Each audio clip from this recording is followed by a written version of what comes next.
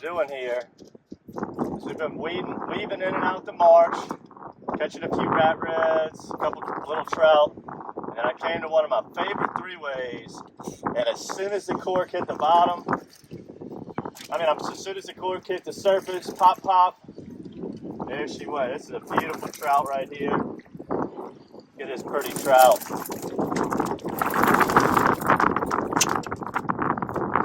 Awesome fish. Awesome fish. These are some fine marsh trout. And what I have right now, this situation is I got the bayou I'm in right here is meeting another bayou wrapped around the corner and another bayou. Now this is all super shallow around me, but this little ditch system has got like 7-8 foot of water, so the current really boils through here. Got a hard falling tide with a hard east wind. You can probably hear that wind in the background.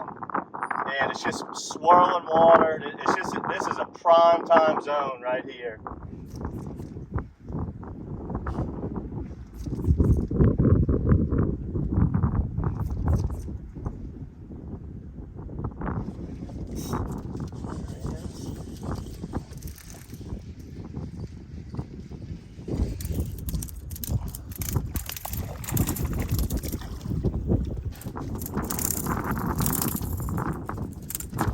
Trout right there on that TKO shrimp.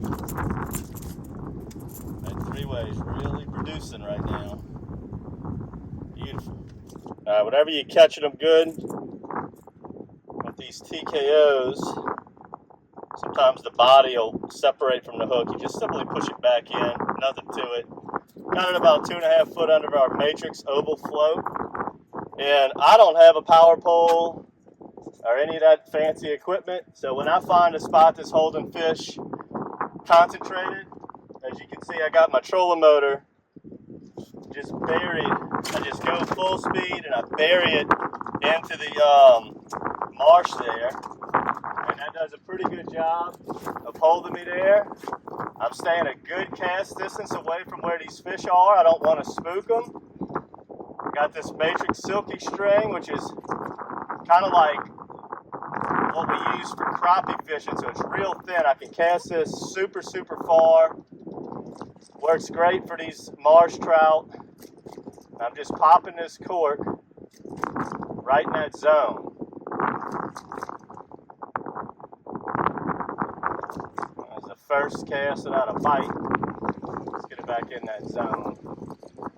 I just keep throwing where these bayous are making like a swirling eddy right here. I got current shooting this way. When it comes around the corner, it's pulling back this way. Just a lot of water movement going where I'm throwing this cork.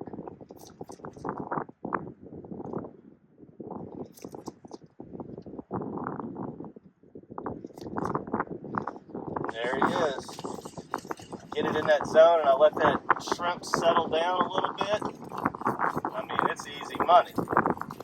Easy money. Oh! That one got off.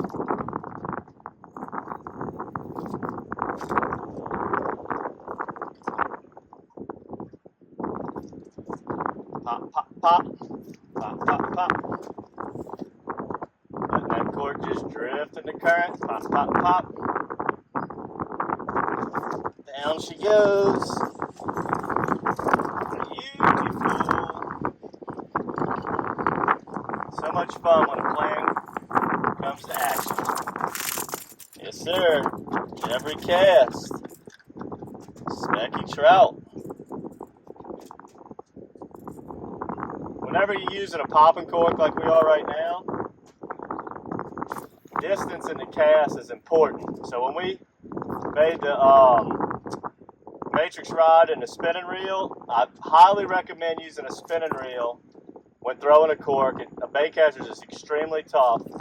We went to a 7-footer, but that way we can really launch that cork out there. And that's why I like to use that really light line, like that matrix silky string, or if you're going to use a regular braid, use like a 6-pound, 8-pound test, something really small. Distance is really important.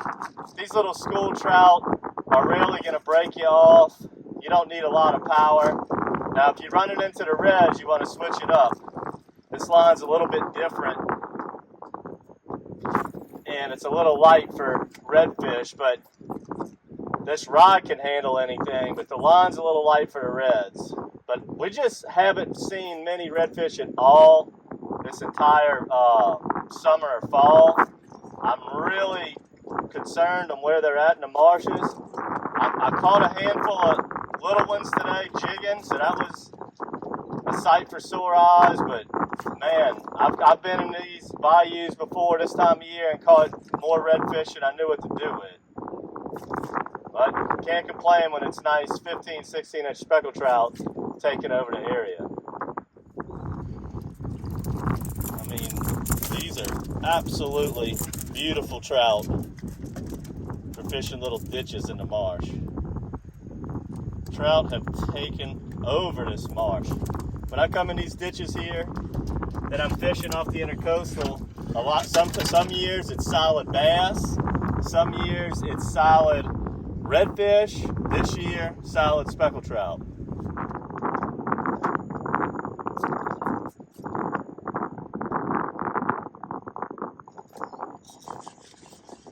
There we go.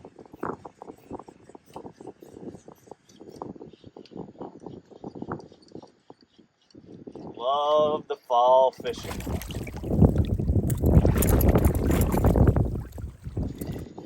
Can't beat it. Oh yeah, look at that logger. That's a fine, fine fish for this marsh. That TKO is a bad dude under that matrix float. Beautiful fish. Talk about this float all the time. It's got that titanium wire in it, indestructible, perfect cork, little LSU colors. Makes some good rattle sounds. And I really, really like that TKO underneath whenever I'm using a cork. It's probably my favorite bait under a cork. These speckled boogers love them. Alright, so it played out a little bit where I was casting. Let me pull up my poor man's Cajun anchor here. Let that wind blow me off of this point.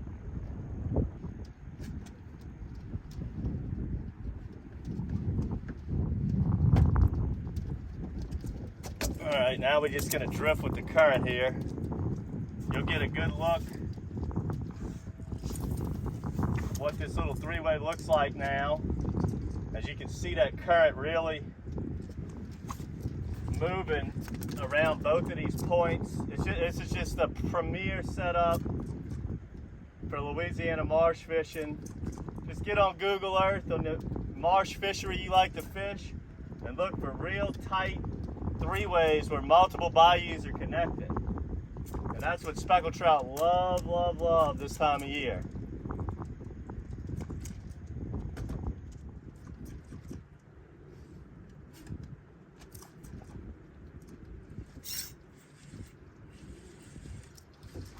I mean, that fish about ripped the rod out of my hand right there.